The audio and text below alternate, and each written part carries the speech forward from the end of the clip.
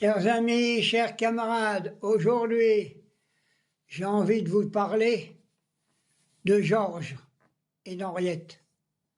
Vous allez me dire, ça sert à quoi? Georges est mort en 1968. C'était un combattant de la guerre de 14-18, blessé, gazé. Il est revenu, il a perdu son métier, il est devenu rempailleur de chaises. Oui, il faisait revenir de la paille spéciale, il a rempaillé les chaises le restant de sa vie. Il allait même au marché de Troyes, travailler devant tout le monde. Et puis une fois, il y a une bonne sœur qui est venue. «Ah, c'est vous, monsieur Georges, le rempailleur de chaises?» Ben, il dit oui. Il dit, «Monsieur Georges, est-ce que ça vous ferait plaisir de travailler pour la cathédrale de Troyes?» Ben, il dit, «Pourquoi pas?» Il dit, «Je suis athée, mais il dit, j'ai rien contre les religions. Du moment que les religions ils se tiennent correctement envers le peuple et tous les enfants.» Alors elle l'emmène à la cathédrale, il voit ce qu'il y a à faire. Il y avait 15 prie-dieu à refaire, il les a refaits, il les a ramenés à la cathédrale. Alors la bonne sœur, elle dit, «Combien je vous dois, monsieur Georges?» «Oh, ben, il dit rien du tout. Vous envoyez la facture au bon Dieu. Si jamais il est d'accord de payer, qu'il envoie ça aux associations caritatives.» Voilà ce que c'était Georges. Oui, il est mort en 68. Il a continué à se battre tous les jours. Il faisait son petit jardin. Et il faut que je vous parle aussi.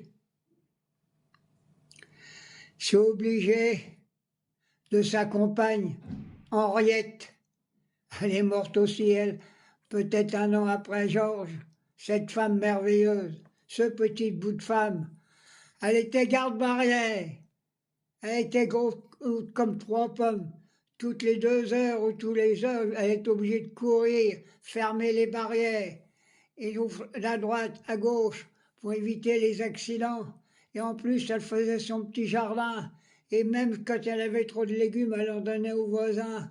Voilà ce que c'était la petite famille, hein, de Georges et d'Henriette. Si j'en parle aujourd'hui, du fond de mon cœur, c'est parce que, je vais vous dire la vérité, c'était mon grand-père et ma grand-mère qui m'ont quand même un peu élevé et protégé ma mère pendant la résistance, pendant que mon père, il était au maquis, je l'ai déjà dit, faisait sauter les trains pour pas que les nazis, les boches et les pétainistes emmènent les juifs dans les fours crématoires. Voilà ce que c'était, Georges et Henriette, une petite bonne femme, un grand bonhomme sympa.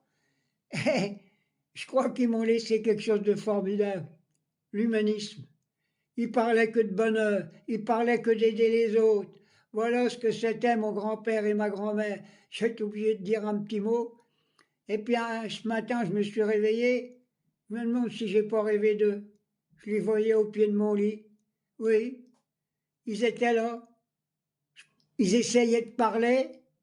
C'était un peu comme des sourds-muets, mais je comprenais un peu. Ils m'ont dit, «Claude, je sais que t'es dans le combat. Continue, mon petit-fils. T'es adorable.»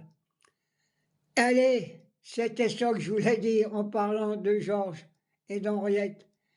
Que tous ceux qui ont des souvenirs de leurs grands-parents, qu'ils les mettent en vidéo, ça va servir à tous ces fascistes, ces néo-nazis qui sont prêts à laisser massacrer le peuple de Gaza. Allez, ma petite vidéo était courte, j'en reviendrai sur la grande famille de Georges et d'Henriette.